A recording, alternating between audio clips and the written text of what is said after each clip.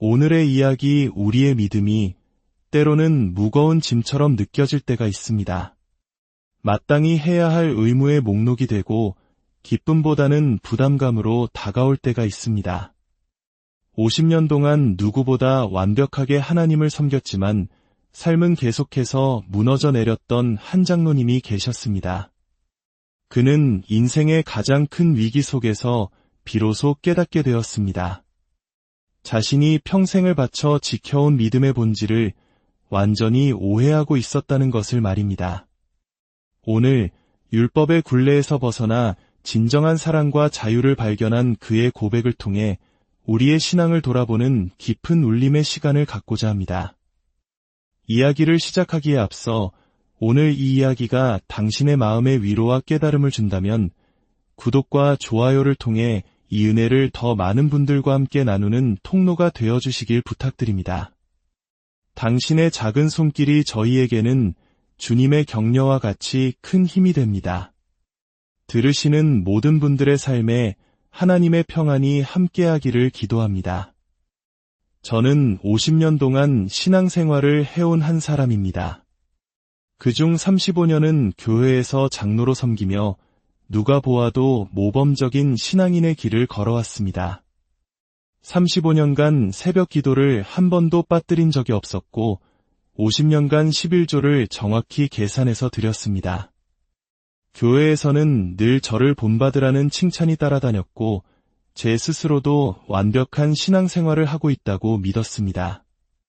주일 성수는 물론 교회의 모든 굳은 일에도 앞장섰습니다. 교역자분들과 함께 아픈 성도들의 집을 방문해 위로하고 교회 건축 헌금과 선교 헌금도 해마다 빠뜨리지 않고 드렸습니다. 겉으로 보기에 제 삶은 반듯하고 축복받은 것처럼 보였습니다. 하지만 문을 닫고 집으로 돌아오면 저의 현실은 지옥과도 같았습니다. 큰아들은 도박비 수천만 원을 남기고 집을 나가 행방불명되었고 아내는 매일 밤 아들 걱정의 눈물로 잠을 이루지 못했습니다. 둘째 딸은 사위의 외도로 이혼하고 어린 손주 둘을 데리고 집으로 돌아왔습니다. 막내 아들은 대학에서 철학을 공부하더니 신앙은 미신이라며 10년째 가족과 연락을 끊고 살았습니다. 저는 이 모든 것을 하나님이 주신 시험이라 생각했습니다. 성경에 나오는 욥처럼 하나님께서 제 믿음을 더욱 단단하게 만드시려는 연단의 과정이라고 굳게 믿으며 참고 또 참았습니다. 그러던 6개월 전 제 믿음의 기둥뿌리마저 흔드는 일이 일어났습니다. 평생을 함께한 아내가 폐암 사기 진단을 받은 것입니다. 병원을 나오는 길, 저는 무너지는 마음으로 하늘을 향해 울부짖었습니다. 하나님, 도대체 제가 무엇을 잘못했습니까? 이렇게 온전히 주님께 제 삶을 드렸는데 왜 우리 가정은 이 모양 이 꼴입니까? 새벽마다 무릎 꿇고 기도하고 50년간 11조 한 번도 떼어먹지 않고 교회 일이라면 만사를 제쳐두고 헌신했는데 왜 우리 가정은 이렇게 산산조각 나야만 합니까? 하지만 하늘은 아무런 대답이 없었습니다. 그 침묵 속에서 제 마음속에는 끔찍한 의심이 싹트기 시작했습니다. 정말 하나님이 살아계시기는 한 걸까? 내가 지난 50년간 헛된 믿음을 붙들고 살아온 것은 아닐까? 밤낮으로 괴로운 생각들이 저를 잠식해갈 때 더 큰 시련이 닥쳤습니다. 아내의 항암 치료비로 한 달에 1200만 원이 필요하다는 통보를 받은 것입니다. 하지만 제가 가진 돈은 평생 11조를 드리기 위해 따로 모아두었던 통장에 980만 원이 전부였습니다. 220만 원이 부족했습니다. 병원 업무과 직원에 어떻게 하시겠어요? 라는 질문에 온몸에서 식은땀이 흘렀습니다. 머릿속에서는 두 개의 목소리가 치열하게 싸웠습니다. 이번 한 번만 11조 통장에 돈을 먼저 쓰고 나중에 채워 넣으면 되지 않을까? 안 돼. 말라기 3장 8절 말씀에 사람이 어찌 하나님의 것을 도둑질하겠느냐고 하셨잖아. 이건 하나님의 돈이야. 저는 평생 암송하고 두려워했던 말라기 3장의 말씀이 떠올라 온몸을 떨었습니다. 너희가 나의 것을 도둑질하였으므로 저주를 받았느니라.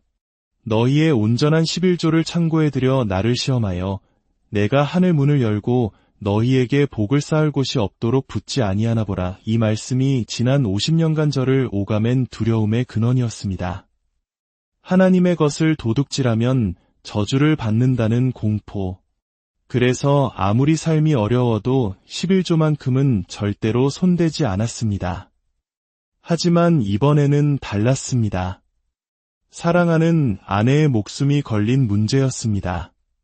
결정을 내리지 못한 채 집으로 돌아온 그날 밤, 저는 한숨도 잠을 이룰 수 없었습니다. 새벽녘에 겨우 잠이 들었는데 꿈속에서 하나님이 나타나 저를 도둑놈이라고 호되게 꾸짖으셨습니다. 식은땀을 흘리며 깨어보니 새벽 4시였습니다. 다음날 아침, 저는 결국 11조 통장을 들고 은행으로 향했습니다. 마음속으로는 수없이 기도했습니다. 하나님, 죄송합니다. 이번 한 번만 용서해 주십시오. 아내 치료가 끝나면 반드시 2배로 갚겠습니다. 하지만 은행으로 향하는 발걸음은 천근만근 무거웠고 저는 마치 사형장으로 끌려가는 죄인이 된 기분이었습니다. 은행 ATM 기기 앞에 서서 통장을 꺼내드는데 손이 사시나무처럼 떨렸습니다. 50년간 단 한 번도 건드리지 않았던 하나님의 돈에 손을 대는 순간이 온 것입니다. 카드를 넣으려는 순간 갑자기 심장을 칼로 찌르는 듯한 극심한 통증이 찾아왔습니다. 숨을 쉴 수가 없었고 세상이 빙빙 돌며 눈앞이 캄캄해졌습니다. 저는 그 자리에 쓰러지며 마지막으로 기도했습니다. 하나님, 저는 정말 최선을 다했습니다. 새벽 기도 35년, 11조 50년. 그런데 제 인생이 이렇게 망가져야 합니까? 혹시 제가 하나님을 잘못 믿었던 것입니까? 멀리서 들려오는 구급차 사이렌 소리를 들으며 저는 의식을 잃었습니다. 억울했습니다. 이렇게 신실하게 믿었는데 하나님은 왜 저를 이렇게 버리시는 걸까? 눈을 떠보니 저는 이상한 곳에 와 있었습니다. 온 세상이 눈부시지 않은 순백의 빛으로 가득했고 마치 어머니의 품처럼 따뜻하고 포근한 평안이 저를 감싸고 있었습니다. 더 놀라운 것은 제 몸이었습니다. 73세에 늙고 병든 몸이 아니라 30대 청년의 건강하고 활기찬 몸으로 변해 있었습니다. 평생 저를 괴롭혔던 관절염도, 당뇨도, 고혈압도 모두 사라졌습니다. 50년간 제 어깨를 짓눌렀던 장노라는 직분의 무게감, 11조에 대한 걱정, 자식들에 대한 근심도 모두 사라진 완전한 자유. 아, 이것이 진짜 자유구나. 그때 저 멀리서 한 분이 걸어오고 계셨습니다. 그분이 가까이 다가오실수록 제 심장이 터질 듯이 뛰었습니다. 본능적으로 알 수 있었습니다. 그분은 예수님이셨습니다. 그분의 얼굴에서는 무서운 심판자의 모습이 아닌 말로 형용할 수 없는 자애로운 사랑이 흘러나왔습니다. 예수님께서는 부드러운 미소로 제게 말씀하셨습니다. 사랑하는 아들아, 50년간 참으로 수고가 많았구나. 그 한마디에 저는 그 자리에 무릎을 꿇고 아이처럼 울음을 터뜨렸습니다. 주님, 저는 정말 최선을 다했습니다. 그런데 제 삶이 이렇게 되었습니까? 제가 무엇을 잘못한 것입니까? 예수님의 대답은 충격적이었습니다. 내가 최선을 다한 것을 내가 안다. 하지만 너는 50년 동안 잘못된 것에 최선을 다했단다. 잘못된 것을요? 그래. 너는 11조를 나에게 바치는 세금으로 생각했지? 그것은 사람들이 만들어낸 오해란다. 내가 원한 것은 너의 돈이 아니라 너의 마음이었는데 예수님은 계속해서 말씀하셨습니다. 너는 나를 두려운 세금 징수원으로 여겼구나. 11조를 내지 않으면 저주를 내리는 무서운 존재로 생각했지. 하지만 나는 사랑의 하나님이다. 시편 23편 1절을 기억하느냐? 여호와는 나의 목자시니 내게 부족함이 없으리로다. 나는 너의 목자가 되어 너의 모든 필요를 채워주고 싶었는데 너는 50년간 나를 목자가 아닌 너의 것을 빼앗아가는 징수원으로 대했구나. 그 말씀에 제 마음이 무너져 내렸습니다. 정말 그랬습니다. 저는 한 번도 하나님을 사랑의 목자로 여긴 적이 없었습니다. 늘 두려운 존재, 심판하시는 분으로만 생각했습니다. 예수님께서 두 번째 말씀을 이어가셨습니다. 빌립보서 4장 19절 말씀을 아느냐? 나의 하나님이 그리스도 예수 안에서 영광 가운데 그 풍성한 대로 너희 모든 쓸 것을 채우시리라. 나는 너에게 무언가를 빼앗기 위해 11조를 만든 것이 아니란다. 오히려 너의 모든 쓸 것을 풍성하게 채워주고 싶어서 너와 더 깊은 사랑의 관계를 맺고 싶어서 만든 축복의 통로였지. 11조는 너와 나를 잇는 사랑의 끈이었는데 너는 그것을 의무의 족쇄로 만들어버렸구나. 저는 할 말을 잃었습니다. 50년간 저는 모든 것을 거꾸로 생각하고 있었습니다. 하나님은 제게 복을 주시기 위해 11조를 허락하셨는데 저는 저주를 피하기 위한 수단으로만 여겼던 것입니다. 마지막으로 예수님께서 제 어깨에 손을 얹으시며 말씀하셨습니다. 신명기 8장 18절에는 내 하나님 여호와를 기억하라. 그가 내게 재물 얻을 능력을 주셨음이라고 기록되어 있다. 내가 번 모든 재물이 이미 내가 너에게 준 선물이라는 것을 왜 몰랐느냐? 내 모든 것이 이미 나의 것인데 어찌 내게 또다시 세금을 바치려 하느냐? 아들아, 내가 새벽마다 아픈 아내를 위해 빨래하고 도박에 빠진 아들을 포기하지 않고 기다리며 흘린 눈물, 연락 끊긴 막내를 위해 몰래 기도했던 그 마음. 그것이 바로 내가 받은 진짜 11조였다. 내가 교회 화장실을 청소하고 가난한 성도를 몰래 도왔던 그 모든 사랑의 행위가 바로 온전한 11조였단다. 돈이 아니라 사랑으로 드리는 모든 것이 진짜 11조다. 예수님은 덧붙여 말씀하셨습니다. 그리고 내가 두려워했던 말라기서의 말씀은 저주의 선포가 아니라 축복의 약속이다. 너희가 진정한 마음으로 나와 관계를 맺고 사랑을 나눌 때 내가 하늘 문을 열고 너희의 삶에 복을 쌓을 곳이 없도록 부어주겠다는 사랑의 약속이란다. 나는 내가 의무감으로 드린 11조도 모두 귀하게 받았다. 하지만 이제는 그 무거운 짐을 내려놓고 기쁨과 사랑으로 나와 함께하자꾸나. 그러면서 예수님은 제게 1년 후 우리 가족의 모습을 보여주셨습니다.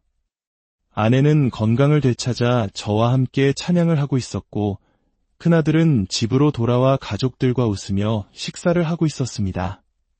둘째 딸은 좋은 사람을 만나 재혼하여 행복한 가정을 꾸렸고 막내 아들은 제게 전화를 걸어 아버지, 보고 싶어요. 저도 다시 교회에 나가고 싶어요. 라고 말하고 있었습니다. 그리고 저 자신도 완전히 달라져 있었습니다. 11조에 대한 부담감에서 벗어나 기쁨으로 하나님을 섬기며 다른 이들에게 이 자유의 복음을 전하고 있었습니다. 예수님께서 마지막으로 말씀하셨습니다. 이제 돌아가서 새로운 삶을 살아라.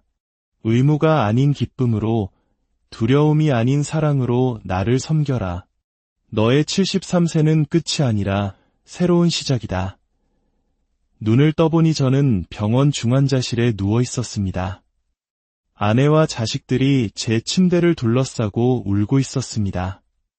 제가 정신을 차린 것을 보고 의사는 기적이라며 놀라워했습니다. 완전히 멈췄던 심장이 의학적으로 설명할 수 없이 다시 뛰기 시작했다는 것이었습니다. 하지만 더 놀라운 기적은 제 마음속에서 일어났습니다. 아내의 치료비에 대한 걱정, 11조에 대한 부담감이 눈 녹듯이 사라지고 하나님께서 모든 것을 해결해 주실 것이다라는 흔들리지 않는 믿음과 평안이 찾아왔습니다.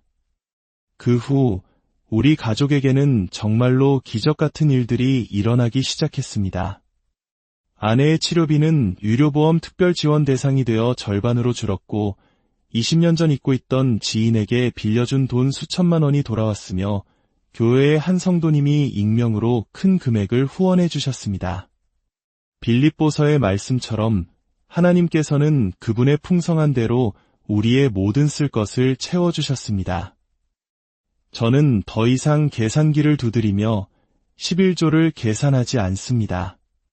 어떤 날은 감사한 마음으로 수입의 20%를 드리기도 하고 어떤 날은 어려운 이웃을 돕는 것으로 11조를 대신하기도 합니다. 시간을 들여 봉사하는 것, 제 재능을 나누는 것, 사랑을 표현하는 모든 것이 하나님께서 기쁘게 받으시는 11조임을 깨달았기 때문입니다. 1년이 지난 지금 아내의 암세포는 90% 이상 사라졌습니다. 큰아들은 도박 중독을 끊고 직장 생활을 하며 빚을 거의 다 갚았고 이제는 교회에서 새 신자들을 섬기고 있습니다. 둘째 딸은 아이들을 친자식처럼 사랑해주는 좋은 남편을 만나 행복하게 살고 있으며 온 가족이 함께 교회에서 예배를 드리고 있습니다. 10년간 연락이 없던 막내 아들도 집으로 돌아와 제게 이렇게 말했습니다. 아버지, 정말 많이 변하셨어요. 아버지를 보니 정말 하나님이 살아계신 것 같아요. 사랑하는 여러분, 저는 73세에 비로소 깨달았습니다. 하나님은 우리의 돈이 필요한 분이 아니라 우리 자신을, 우리의 마음을 원하시는 분이라는 것을, 그분은 우리의 목자가 되어 우리를 푸른 초장으로 인도하고 싶어 하시고 하늘의 풍성함으로 우리의 모든 필요를 채워주고 싶어 하시며 우리가 가진 모든 것이 그분께로부터 온 선물임을 깨닫고 감사하며 살아가기를 원하십니다. 혹시 지금 저처럼 11조나 신앙의 의무감 때문에 무거운 짐을 지고 계신 분이 있다면 기억하십시오. 하나님은 당신에게 월세를 요구하는 집주인이 아니라 당신과 사랑을 나누고 싶어하는 아버지이십니다. 11조는 무거운 짐이 아니라 하나님과 함께 즐기는 기쁨의 축제입니다. 오늘부터 그 무거운 짐을 내려놓고 이 세 가지 말씀을 묵상하며 30일을 보내보시길 권면합니다. 첫째, 시편 23편 1절, 여호와는 나의 목자시니 내게 부족함이 없으리로다.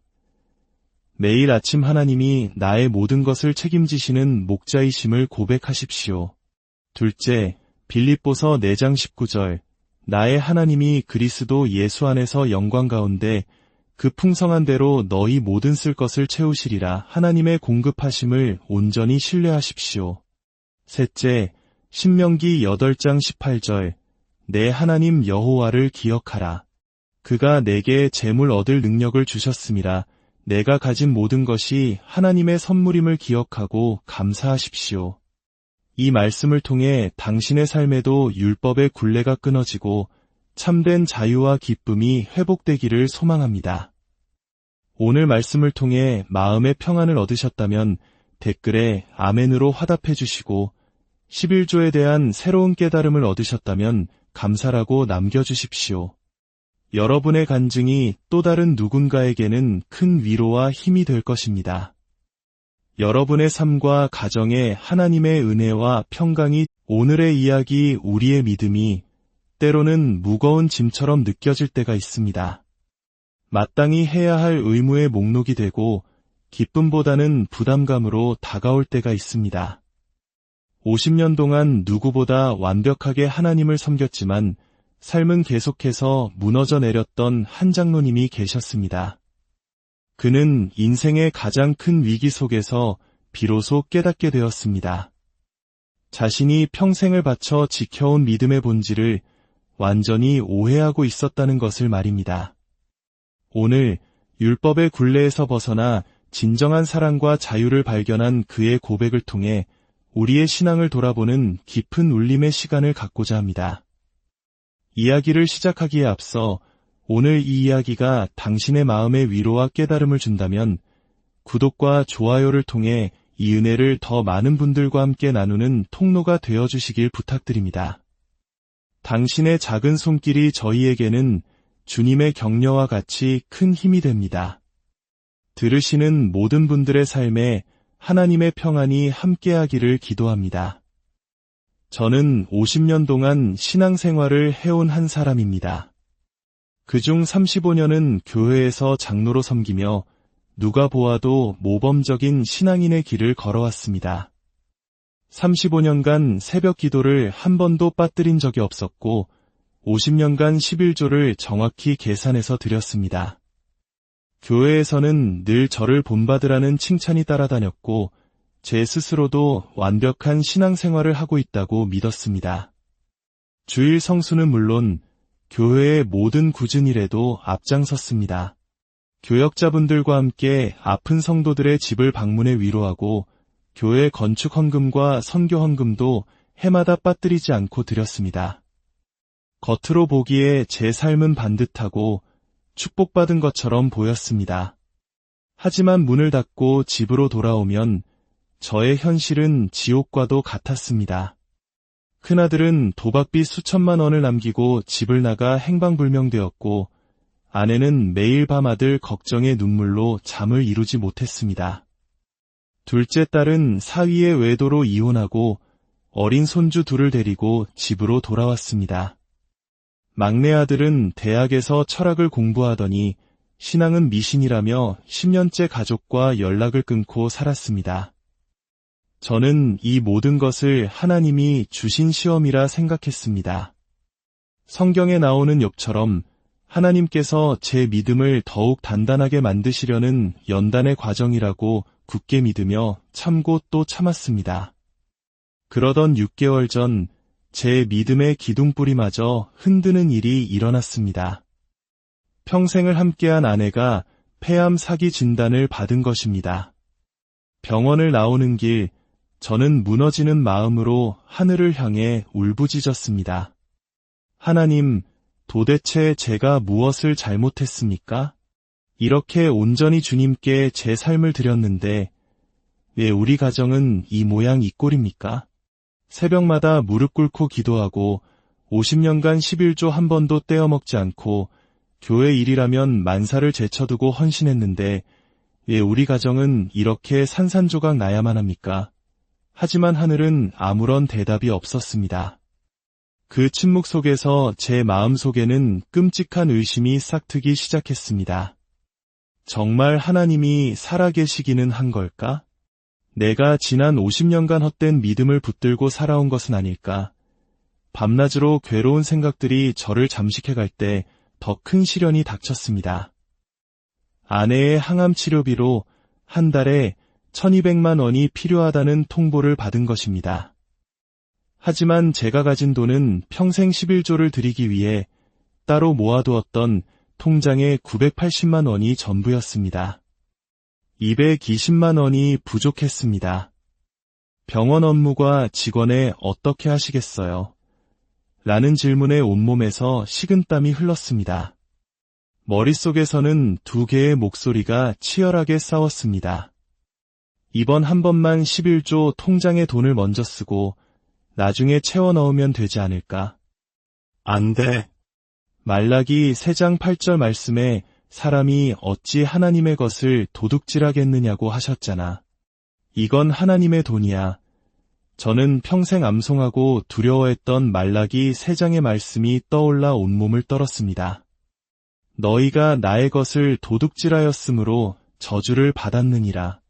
너희의 온전한 11조를 창고에 들여 나를 시험하여 내가 하늘 문을 열고 너희에게 복을 쌓을 곳이 없도록 붙지 아니하나 보라. 이 말씀이 지난 50년간 저를 오가맨 두려움의 근원이었습니다.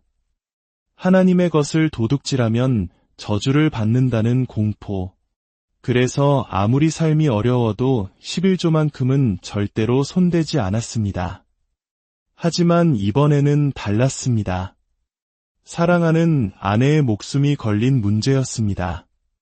결정을 내리지 못한 채 집으로 돌아온 그날 밤, 저는 한숨도 잠을 이룰 수 없었습니다. 새벽녘에 겨우 잠이 들었는데 꿈속에서 하나님이 나타나 저를 도둑놈이라고 호되게 꾸짖으셨습니다. 식은땀을 흘리며 깨어보니 새벽 4시였습니다.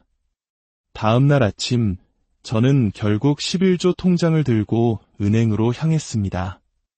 마음속으로는 수없이 기도했습니다. 하나님, 죄송합니다. 이번 한 번만 용서해 주십시오. 아내 치료가 끝나면 반드시 2배로 갚겠습니다. 하지만 은행으로 향하는 발걸음은 천근만근 무거웠고 저는 마치 사형장으로 끌려가는 죄인이 된 기분이었습니다. 은행 ATM 기기 앞에 서서 통장을 꺼내 드는데 손이 사시나무처럼 떨렸습니다. 50년간 단 한 번도 건드리지 않았던 하나님의 돈에 손을 대는 순간이 온 것입니다. 카드를 넣으려는 순간 갑자기 심장을 칼로 찌르는 듯한 극심한 통증이 찾아왔습니다. 숨을 쉴 수가 없었고 세상이 빙빙 돌며 눈앞이 캄캄해졌습니다. 저는 그 자리에 쓰러지며 마지막으로 기도했습니다. 하나님, 저는 정말 최선을 다했습니다. 새벽 기도 35년, 11조 50년. 그런데 제 인생이 이렇게 망가져야 합니까? 혹시 제가 하나님을 잘못 믿었던 것입니까? 멀리서 들려오는 구급차 사이렌 소리를 들으며 저는 의식을 잃었습니다. 억울했습니다. 이렇게 신실하게 믿었는데 하나님은 왜 저를 이렇게 버리시는 걸까? 눈을 떠보니 저는 이상한 곳에 와 있었습니다. 온 세상이 눈부시지 않은 순백의 빛으로 가득했고 마치 어머니의 품처럼 따뜻하고 포근한 평안이 저를 감싸고 있었습니다. 더 놀라운 것은 제 몸이었습니다. 73세에 늙고 병든 몸이 아니라 30대 청년의 건강하고 활기찬 몸으로 변해 있었습니다. 평생 저를 괴롭혔던 관절염도, 당뇨도, 고혈압도 모두 사라졌습니다. 50년간 제 어깨를 짓눌렀던 장노라는 직분의 무게감, 11조에 대한 걱정, 자식들에 대한 근심도 모두 사라진 완전한 자유. 아, 이것이 진짜 자유구나. 그때 저 멀리서 한 분이 걸어오고 계셨습니다. 그분이 가까이 다가오실수록 제 심장이 터질 듯이 뛰었습니다. 본능적으로 알 수 있었습니다. 그분은 예수님이셨습니다. 그분의 얼굴에서는 무서운 심판자의 모습이 아닌 말로 형용할 수 없는 자애로운 사랑이 흘러나왔습니다. 예수님께서는 부드러운 미소로 제게 말씀하셨습니다. 사랑하는 아들아, 50년간 참으로 수고가 많았구나. 그 한마디에 저는 그 자리에 무릎을 꿇고 아이처럼 울음을 터뜨렸습니다. 주님, 저는 정말 최선을 다했습니다. 그런데 제 삶이 이렇게 되었습니까? 제가 무엇을 잘못한 것입니까? 예수님의 대답은 충격적이었습니다. 내가 최선을 다한 것을 내가 안다. 하지만 너는 50년 동안 잘못된 것에 최선을 다했단다. 잘못된 것을요? 그래. 너는 11조를 나에게 바치는 세금으로 생각했지? 그것은 사람들이 만들어낸 오해란다. 내가 원한 것은 너의 돈이 아니라 너의 마음이었는데 예수님은 계속해서 말씀하셨습니다. 너는 나를 두려운 세금 징수원으로 여겼구나. 11조를 내지 않으면 저주를 내리는 무서운 존재로 생각했지. 하지만 나는 사랑의 하나님이다. 시편 23편 1절을 기억하느냐? 여호와는 나의 목자시니 내게 부족함이 없으리로다. 나는 너의 목자가 되어 너의 모든 필요를 채워주고 싶었는데 너는 50년간 나를 목자가 아닌 너의 것을 빼앗아가는 징수원으로 대했구나. 그 말씀에 제 마음이 무너져 내렸습니다. 정말 그랬습니다. 저는 한 번도 하나님을 사랑의 목자로 여긴 적이 없었습니다. 늘 두려운 존재, 심판하시는 분으로만 생각했습니다. 예수님께서 2번째 말씀을 이어가셨습니다. 빌립보서 4장 19절 말씀을 아느냐? 나의 하나님이 그리스도 예수 안에서 영광 가운데 그 풍성한 대로 너희 모든 쓸 것을 채우시리라. 나는 너에게 무언가를 빼앗기 위해 11조를 만든 것이 아니란다. 오히려 너의 모든 쓸 것을 풍성하게 채워주고 싶어서 너와 더 깊은 사랑의 관계를 맺고 싶어서 만든 축복의 통로였지. 11조는 너와 나를 잇는 사랑의 끈이었는데 너는 그것을 의무의 족쇄로 만들어버렸구나. 저는 할 말을 잃었습니다. 50년간 저는 모든 것을 거꾸로 생각하고 있었습니다. 하나님은 제게 복을 주시기 위해 11조를 허락하셨는데 저는 저주를 피하기 위한 수단으로만 여겼던 것입니다. 마지막으로 예수님께서 제 어깨에 손을 얹으시며 말씀하셨습니다. 신명기 8장 18절에는 내 하나님 여호와를 기억하라. 그가 내게 재물 얻을 능력을 주셨음이라고 기록되어 있다. 내가 번 모든 재물이 이미 내가 너에게 준 선물이라는 것을 왜 몰랐느냐? 내 모든 것이 이미 나의 것인데 어찌 내게 또다시 세금을 바치려 하느냐? 아들아, 내가 새벽마다 아픈 아내를 위해 빨래하고 도박에 빠진 아들을 포기하지 않고 기다리며 흘린 눈물, 연락 끊긴 막내를 위해 몰래 기도했던 그 마음. 그것이 바로 내가 받은 진짜 11조였다. 내가 교회 화장실을 청소하고 가난한 성도를 몰래 도왔던 그 모든 사랑의 행위가 바로 온전한 11조였단다. 돈이 아니라 사랑으로 드리는 모든 것이 진짜 11조다. 예수님은 덧붙여 말씀하셨습니다. 그리고 내가 두려워했던 말라기서의 말씀은 저주의 선포가 아니라 축복의 약속이다. 너희가 진정한 마음으로 나와 관계를 맺고 사랑을 나눌 때 내가 하늘 문을 열고 너희의 삶에 복을 쌓을 곳이 없도록 부어주겠다는 사랑의 약속이란다. 나는 내가 의무감으로 드린 11조도 모두 귀하게 받았다. 하지만 이제는 그 무거운 짐을 내려놓고 기쁨과 사랑으로 나와 함께하자꾸나. 그러면서 예수님은 제게 1년 후 우리 가족의 모습을 보여주셨습니다. 아내는 건강을 되찾아 저와 함께 찬양을 하고 있었고 큰아들은 집으로 돌아와 가족들과 웃으며 식사를 하고 있었습니다. 둘째 딸은 좋은 사람을 만나 재혼하여 행복한 가정을 꾸렸고 막내 아들은 제게 전화를 걸어 아버지, 보고 싶어요. 저도 다시 교회에 나가고 싶어요. 라고 말하고 있었습니다. 그리고 저 자신도 완전히 달라져 있었습니다. 11조에 대한 부담감에서 벗어나 기쁨으로 하나님을 섬기며 다른 이들에게 이 자유의 복음을 전하고 있었습니다. 예수님께서 마지막으로 말씀하셨습니다. 이제 돌아가서 새로운 삶을 살아라. 의무가 아닌 기쁨으로, 두려움이 아닌 사랑으로 나를 섬겨라. 너의 73세는 끝이 아니라 새로운 시작이다. 눈을 떠보니 저는 병원 중환자실에 누워 있었습니다. 아내와 자식들이 제 침대를 둘러싸고 울고 있었습니다. 제가 정신을 차린 것을 보고 의사는 기적이라며 놀라워했습니다.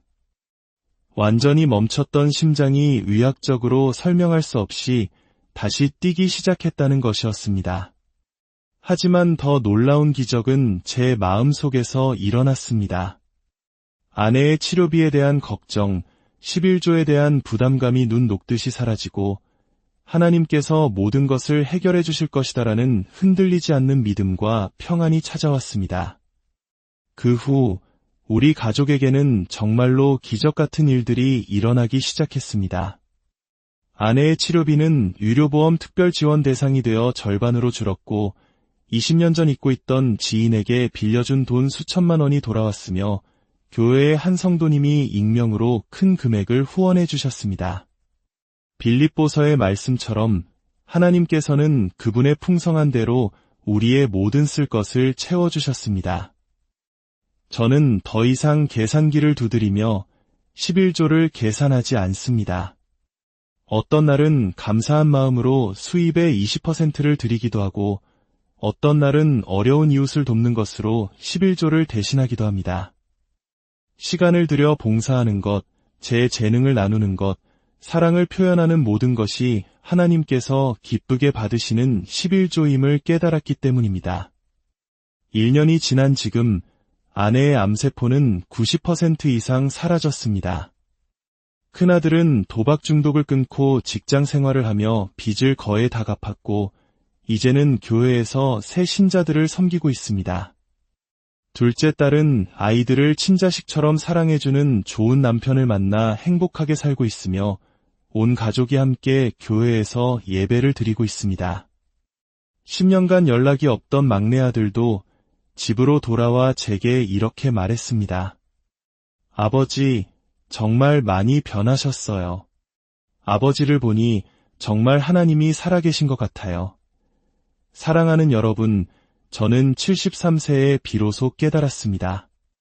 하나님은 우리의 돈이 필요한 분이 아니라 우리 자신을, 우리의 마음을 원하시는 분이라는 것을, 그분은 우리의 목자가 되어 우리를 푸른 초장으로 인도하고 싶어 하시고 하늘의 풍성함으로 우리의 모든 필요를 채워주고 싶어 하시며 우리가 가진 모든 것이 그분께로부터 온 선물임을 깨닫고 감사하며 살아가기를 원하십니다. 혹시 지금 저처럼 11조나 신앙의 의무감 때문에 무거운 짐을 지고 계신 분이 있다면 기억하십시오. 하나님은 당신에게 월세를 요구하는 집주인이 아니라 당신과 사랑을 나누고 싶어하는 아버지이십니다. 11조는 무거운 짐이 아니라 하나님과 함께 즐기는 기쁨의 축제입니다. 오늘부터 그 무거운 짐을 내려놓고 이 세 가지 말씀을 묵상하며 30일을 보내보시길 권면합니다. 첫째, 시편 23편 1절, 여호와는 나의 목자시니 내게 부족함이 없으리로다. 매일 아침 하나님이 나의 모든 것을 책임지시는 목자이심을 고백하십시오. 둘째, 빌립보서 4장 19절, 나의 하나님이 그리스도 예수 안에서 영광 가운데 그 풍성한 대로 너희 모든 쓸 것을 채우시리라 하나님의 공급하심을 온전히 신뢰하십시오. 셋째, 신명기 8장 18절, 내 하나님 여호와를 기억하라. 그가 내게 재물 얻을 능력을 주셨음이라. 내가 가진 모든 것이 하나님의 선물임을 기억하고 감사하십시오. 이 말씀을 통해 당신의 삶에도 율법의 굴레가 끊어지고 참된 자유와 기쁨이 회복되기를 소망합니다. 오늘 말씀을 통해 마음의 평안을 얻으셨다면 댓글에 아멘으로 화답해 주시고 11조에 대한 새로운 깨달음을 얻으셨다면 감사라고 남겨주십시오. 여러분의 간증이 또 다른 누군가에게는 큰 위로와 힘이 될 것입니다. 여러분의 삶과 가정에 하나님의 은혜와 평강이 오늘의 이야기 우리의 믿음이 때로는 무거운 짐처럼 느껴질 때가 있습니다. 마땅히 해야 할 의무의 목록이 되고 기쁨보다는 부담감으로 다가올 때가 있습니다. 50년 동안 누구보다 완벽하게 하나님을 섬겼지만 삶은 계속해서 무너져 내렸던 한 장로님이 계셨습니다. 그는 인생의 가장 큰 위기 속에서 비로소 깨닫게 되었습니다. 자신이 평생을 바쳐 지켜온 믿음의 본질을 완전히 오해하고 있었다는 것을 말입니다. 오늘 율법의 굴레에서 벗어나 진정한 사랑과 자유를 발견한 그의 고백을 통해 우리의 신앙을 돌아보는 깊은 울림의 시간을 갖고자 합니다. 이야기를 시작하기에 앞서 오늘 이 이야기가 당신의 마음에 위로와 깨달음을 준다면 구독과 좋아요를 통해 이 은혜를 더 많은 분들과 함께 나누는 통로가 되어주시길 부탁드립니다. 당신의 작은 손길이 저희에게는 주님의 격려와 같이 큰 힘이 됩니다. 들으시는 모든 분들의 삶에 하나님의 평안이 함께하기를 기도합니다. 저는 50년 동안 신앙생활을 해온 한 사람입니다. 그중 35년은 교회에서 장로로 섬기며 누가 보아도 모범적인 신앙인의 길을 걸어왔습니다. 35년간 새벽 기도를 한 번도 빠뜨린 적이 없었고 50년간 11조를 정확히 계산해서 드렸습니다. 교회에서는 늘 저를 본받으라는 칭찬이 따라다녔고 제 스스로도 완벽한 신앙생활을 하고 있다고 믿었습니다. 주일 성수는 물론 교회의 모든 굳은 일에도 앞장섰습니다. 교역자분들과 함께 아픈 성도들의 집을 방문해 위로하고 교회 건축 헌금과 선교 헌금도 해마다 빠뜨리지 않고 드렸습니다. 겉으로 보기에 제 삶은 반듯하고 축복받은 것처럼 보였습니다. 하지만 문을 닫고 집으로 돌아오면 저의 현실은 지옥과도 같았습니다. 큰아들은 도박비 수천만 원을 남기고 집을 나가 행방불명되었고 아내는 매일 밤 아들 걱정의 눈물로 잠을 이루지 못했습니다. 둘째 딸은 사위의 외도로 이혼하고 어린 손주 둘을 데리고 집으로 돌아왔습니다. 막내 아들은 대학에서 철학을 공부하더니 신앙은 미신이라며 10년째 가족과 연락을 끊고 살았습니다. 저는 이 모든 것을 하나님이 주신 시험이라 생각했습니다. 성경에 나오는 욥처럼 하나님께서 제 믿음을 더욱 단단하게 만드시려는 연단의 과정이라고 굳게 믿으며 참고 또 참았습니다. 그러던 6개월 전 제 믿음의 기둥뿌리마저 흔드는 일이 일어났습니다. 평생을 함께한 아내가 폐암 사기 진단을 받은 것입니다. 병원을 나오는 길, 저는 무너지는 마음으로 하늘을 향해 울부짖었습니다. 하나님, 도대체 제가 무엇을 잘못했습니까? 이렇게 온전히 주님께 제 삶을 드렸는데 왜 우리 가정은 이 모양 이 꼴입니까? 새벽마다 무릎 꿇고 기도하고 50년간 11조 한 번도 떼어먹지 않고 교회 일이라면 만사를 제쳐두고 헌신했는데 왜 우리 가정은 이렇게 산산조각 나야만 합니까? 하지만 하늘은 아무런 대답이 없었습니다. 그 침묵 속에서 제 마음속에는 끔찍한 의심이 싹트기 시작했습니다. 정말 하나님이 살아계시기는 한 걸까? 내가 지난 50년간 헛된 믿음을 붙들고 살아온 것은 아닐까? 밤낮으로 괴로운 생각들이 저를 잠식해갈 때 더 큰 시련이 닥쳤습니다. 아내의 항암 치료비로 한 달에 1200만 원이 필요하다는 통보를 받은 것입니다. 하지만 제가 가진 돈은 평생 11조를 드리기 위해 따로 모아두었던 통장에 980만 원이 전부였습니다. 220만 원이 부족했습니다. 병원 업무과 직원에 어떻게 하시겠어요? 라는 질문에 온몸에서 식은땀이 흘렀습니다. 머릿속에서는 두 개의 목소리가 치열하게 싸웠습니다. 이번 한 번만 11조 통장에 돈을 먼저 쓰고 나중에 채워 넣으면 되지 않을까? 안 돼. 말라기 3장 8절 말씀에 사람이 어찌 하나님의 것을 도둑질하겠느냐고 하셨잖아. 이건 하나님의 돈이야. 저는 평생 암송하고 두려워했던 말라기 3장의 말씀이 떠올라 온몸을 떨었습니다. 너희가 나의 것을 도둑질하였으므로 저주를 받았느니라. 너희의 온전한 11조를 창고에 들여 나를 시험하여 내가 하늘 문을 열고 너희에게 복을 쌓을 곳이 없도록 붙지 아니하나 보라. 이 말씀이 지난 50년간 저를 오가맨 두려움의 근원이었습니다.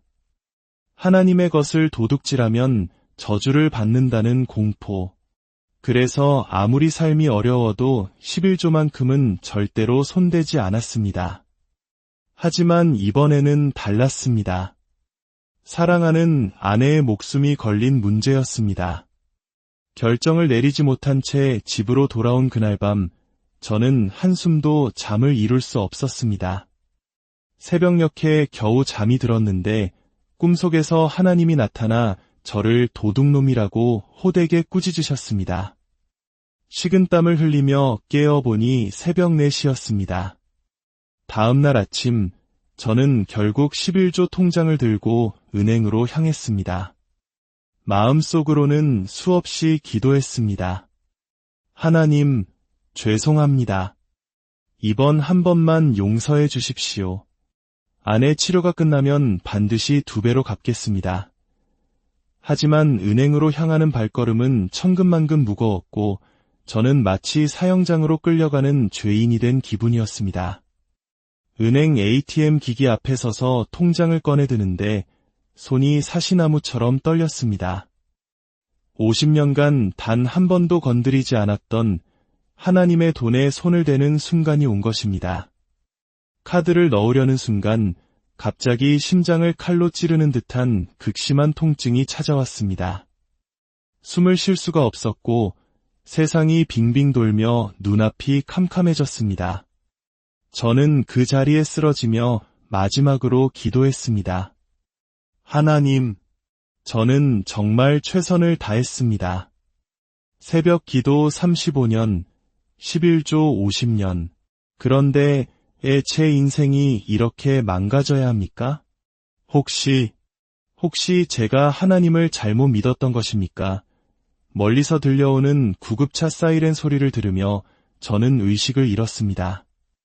억울했습니다. 이렇게 신실하게 믿었는데 하나님은 왜 저를 이렇게 버리시는 걸까? 눈을 떠보니 저는 이상한 곳에 와 있었습니다. 온 세상이 눈부시지 않은 순백의 빛으로 가득했고 마치 어머니의 품처럼 따뜻하고 포근한 평안이 저를 감싸고 있었습니다. 더 놀라운 것은 제 몸이었습니다. 73세에 늙고 병든 몸이 아니라 30대 청년의 건강하고 활기찬 몸으로 변해 있었습니다. 평생 저를 괴롭혔던 관절염도, 당뇨도, 고혈압도 모두 사라졌습니다. 50년간 제 어깨를 짓눌렀던 장노라는 직분의 무게감, 11조에 대한 걱정, 자식들에 대한 근심도 모두 사라진 완전한 자유. 아, 이것이 진짜 자유구나. 그때 저 멀리서 한 분이 걸어오고 계셨습니다. 그분이 가까이 다가오실수록 제 심장이 터질 듯이 뛰었습니다. 본능적으로 알 수 있었습니다. 그분은 예수님이셨습니다. 그분의 얼굴에서는 무서운 심판자의 모습이 아닌 말로 형용할 수 없는 자애로운 사랑이 흘러나왔습니다. 예수님께서는 부드러운 미소로 제게 말씀하셨습니다.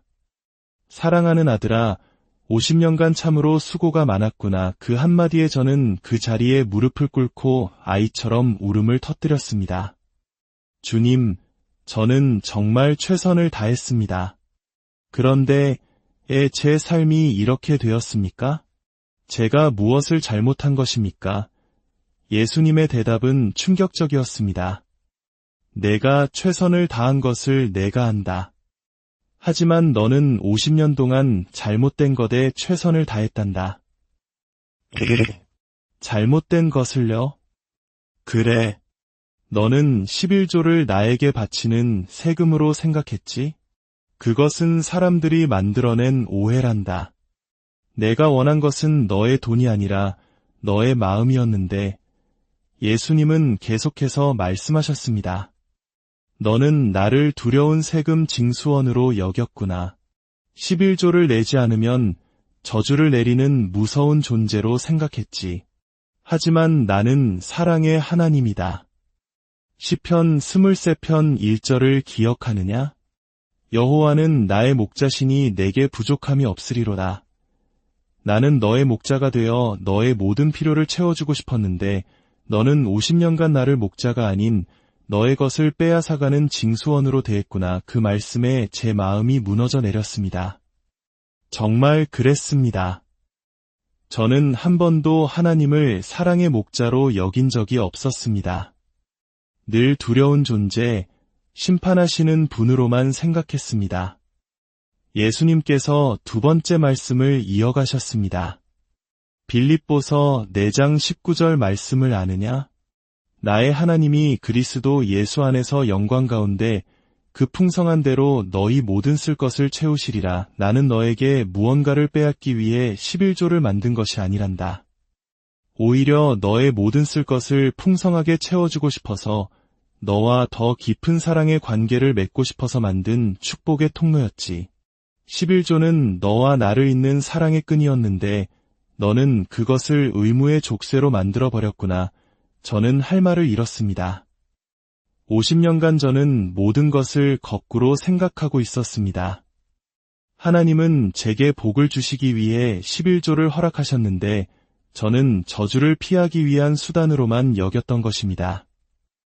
마지막으로 예수님께서 제 어깨에 손을 얹으시며 말씀하셨습니다. 신명기 8장 18절에는 내 하나님 여호와를 기억하라. 그가 내게 재물 얻을 능력을 주셨음이라고 기록되어 있다. 내가 번 모든 재물이 이미 내가 너에게 준 선물이라는 것을 왜 몰랐느냐? 내 모든 것이 이미 나의 것인데 어찌 내게 또다시 세금을 바치려 하느냐? 아들아, 내가 새벽마다 아픈 아내를 위해 빨래하고 도박에 빠진 아들을 포기하지 않고 기다리며 흘린 눈물, 연락 끊긴 막내를 위해 몰래 기도했던 그 마음. 그것이 바로 내가 받은 진짜 11조였다. 내가 교회 화장실을 청소하고 가난한 성도를 몰래 도왔던 그 모든 사랑의 행위가 바로 온전한 11조였단다. 돈이 아니라 사랑으로 드리는 모든 것이 진짜 11조다. 예수님은 덧붙여 말씀하셨습니다. 그리고 내가 두려워했던 말라기서의 말씀은 저주의 선포가 아니라 축복의 약속이다. 너희가 진정한 마음으로 나와 관계를 맺고 사랑을 나눌 때 내가 하늘 문을 열고 너희의 삶에 복을 쌓을 곳이 없도록 부어주겠다는 사랑의 약속이란다. 나는 내가 의무감으로 드린 11조도 모두 귀하게 받았다. 하지만 이제는 그 무거운 짐을 내려놓고 기쁨과 사랑으로 나와 함께하자꾸나 그러면서 예수님은 제게 1년 후 우리 가족의 모습을 보여주셨습니다. 아내는 건강을 되찾아 저와 함께 찬양을 하고 있었고 큰아들은 집으로 돌아와 가족들과 웃으며 식사를 하고 있었습니다.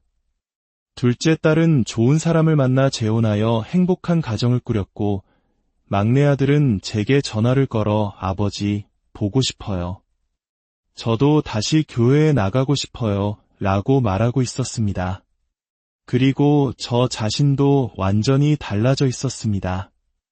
11조에 대한 부담감에서 벗어나 기쁨으로 하나님을 섬기며 다른 이들에게 이 자유의 복음을 전하고 있었습니다. 예수님께서 마지막으로 말씀하셨습니다. 이제 돌아가서 새로운 삶을 살아라. 의무가 아닌 기쁨으로, 두려움이 아닌 사랑으로 나를 섬겨라. 너의 73세는 끝이 아니라 새로운 시작이다. 눈을 떠보니 저는 병원 중환자실에 누워 있었습니다. 아내와 자식들이 제 침대를 둘러싸고 울고 있었습니다. 제가 정신을 차린 것을 보고 의사는 기적이라며 놀라워했습니다. 완전히 멈췄던 심장이 의학적으로 설명할 수 없이 다시 뛰기 시작했다는 것이었습니다. 하지만 더 놀라운 기적은 제 마음속에서 일어났습니다. 아내의 치료비에 대한 걱정, 11조에 대한 부담감이 눈 녹듯이 사라지고 하나님께서 모든 것을 해결해 주실 것이다라는 흔들리지 않는 믿음과 평안이 찾아왔습니다. 그 후 우리 가족에게는 정말로 기적 같은 일들이 일어나기 시작했습니다. 아내의 치료비는 의료보험 특별 지원 대상이 되어 절반으로 줄었고 20년 전 잊고 있던 지인에게 빌려준 돈 수천만 원이 돌아왔으며 교회의 한 성도님이 익명으로 큰 금액을 후원해 주셨습니다.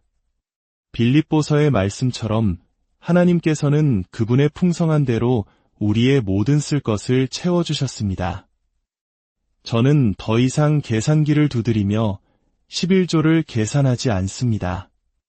어떤 날은 감사한 마음으로 수입의 20%를 드리기도 하고 어떤 날은 어려운 이웃을 돕는 것으로 11조를 대신하기도 합니다. 시간을 들여 봉사하는 것, 제 재능을 나누는 것, 사랑을 표현하는 모든 것이 하나님께서 기쁘게 받으시는 11조임을 깨달았기 때문입니다. 1년이 지난 지금 아내의 암세포는 90% 이상 사라졌습니다.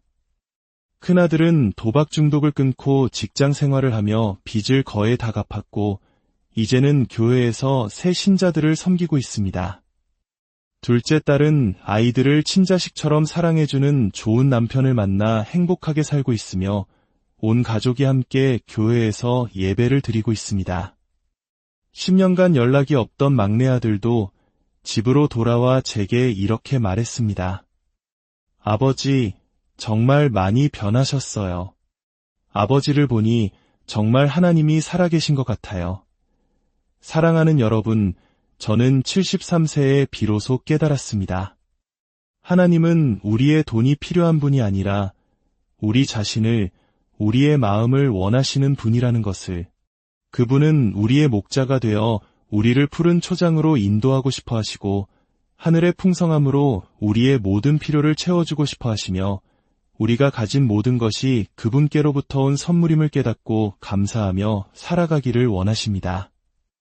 혹시 지금 저처럼 11조나 신앙의 의무감 때문에 무거운 짐을 지고 계신 분이 있다면 기억하십시오. 하나님은 당신에게 월세를 요구하는 집주인이 아니라 당신과 사랑을 나누고 싶어하는 아버지이십니다. 11조는 무거운 짐이 아니라 하나님과 함께 즐기는 기쁨의 축제입니다. 오늘부터 그 무거운 짐을 내려놓고 이 세 가지 말씀을 묵상하며 30일을 보내보시길 권면합니다. 첫째, 시편 23편 1절, 여호와는 나의 목자시니 내게 부족함이 없으리로다. 매일 아침 하나님이 나의 모든 것을 책임지시는 목자이심을 고백하십시오. 둘째, 빌립보서 4장 19절, 나의 하나님이 그리스도 예수 안에서 영광 가운데 그 풍성한 대로 너희 모든 쓸 것을 채우시리라. 하나님의 공급하심을 온전히 신뢰하십시오. 셋째, 신명기 8장 18절, 내 하나님 여호와를 기억하라. 그가 내게 재물 얻을 능력을 주셨음이라. 내가 가진 모든 것이 하나님의 선물임을 기억하고 감사하십시오. 이 말씀을 통해 당신의 삶에도 율법의 굴레가 끊어지고 참된 자유와 기쁨이 회복되기를 소망합니다. 오늘 말씀을 통해 마음의 평안을 얻으셨다면 댓글에 아멘으로 화답해 주시고 11조에 대한 새로운 깨달음을 얻으셨다면 감사라고 남겨주십시오. 여러분의 간증이 또 다른 누군가에게는 큰 위로와 힘이 될 것입니다. 여러분의 삶과 가정에 하나님의 은혜와 평강이 오늘의 이야기 우리의 믿음이 때로는 무거운 짐처럼 느껴질 때가 있습니다. 마땅히 해야 할 의무의 목록이 되고 기쁨보다는 부담감으로 다가올 때가 있습니다. 50년 동안 누구보다 완벽하게 하나님을 섬겼지만 삶은 계속해서 무너져 내렸던 한 장로님이 계셨습니다. 그는 인생의 가장 큰 위기 속에서 비로소 깨닫게 되었습니다. 자신이 평생을 바쳐 지켜온 믿음의 본질을 완전히 오해하고 있었다는 것을 말입니다. 오늘 율법의 굴레에서 벗어나 진정한 사랑과 자유를 발견한 그의 고백을 통해 우리의 신앙을 돌아보는 깊은 울림의 시간을 갖고자 합니다. 이야기를 시작하기에 앞서 오늘 이 이야기가 당신의 마음에 위로와 깨달음을 준다면 구독과 좋아요를 통해 이 은혜를 더 많은 분들과 함께 나누는 통로가 되어주시길 부탁드립니다. 당신의 작은 손길이 저희에게는 주님의 격려와 같이 큰 힘이 됩니다. 들으시는 모든 분들의 삶에 하나님의 평안이 함께하기를 기도합니다. 저는 50년 동안 신앙생활을 해온 한 사람입니다. 그중 35년은 교회에서 장로로 섬기며 누가 보아도 모범적인 신앙인의 길을 걸어왔습니다. 35년간 새벽 기도를 한 번도 빠뜨린 적이 없었고 50년간 11조를 정확히 계산해서 드렸습니다. 교회에서는 늘 저를 본받으라는 칭찬이 따라다녔고 제 스스로도 완벽한 신앙생활을 하고 있다고 믿었습니다. 주일 성수는 물론 교회의 모든 굳은 일에도 앞장섰습니다. 교역자분들과 함께 아픈 성도들의 집을 방문해 위로하고 교회 건축 헌금과 선교 헌금도 해마다 빠뜨리지 않고 드렸습니다. 겉으로 보기에 제 삶은 반듯하고 축복받은 것처럼 보였습니다. 하지만 문을 닫고 집으로 돌아오면 저의 현실은 지옥과도 같았습니다. 큰아들은 도박비 수천만 원을 남기고 집을 나가 행방불명되었고 아내는 매일 밤 아들 걱정의 눈물로 잠을 이루지 못했습니다. 둘째 딸은 사위의 외도로 이혼하고 어린 손주 둘을 데리고 집으로 돌아왔습니다. 막내 아들은 대학에서 철학을 공부하더니 신앙은 미신이라며 10년째 가족과 연락을 끊고 살았습니다. 저는 이 모든 것을 하나님이 주신 시험이라 생각했습니다. 성경에 나오는 욥처럼 하나님께서 제 믿음을 더욱 단단하게 만드시려는 연단의 과정이라고 굳게 믿으며 참고 또 참았습니다. 그러던 6개월 전 제 믿음